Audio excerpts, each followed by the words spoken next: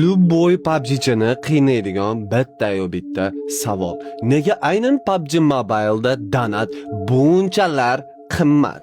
Bu savol bilan PUBG Mobile'ni ofitsialniy SNGdagi akkauntiga murojaat qildik. Va ular bizga javob qaytardi. Aytishlaricha, biz bitta kartani tugatishimiz bilan PUBG Mobile u yerga kunboy ishchilarni tashlashar ekan va ular yerga tushgan arujalarni yig'ishtirib, xohlagan joyiga tashlaydi ekan. Yo'q-a.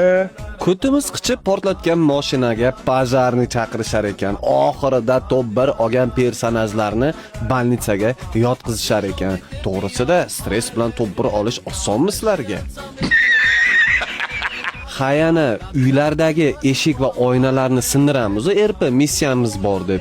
O'shalarni almashtirishga qancha pul ketishini hisoblagan men.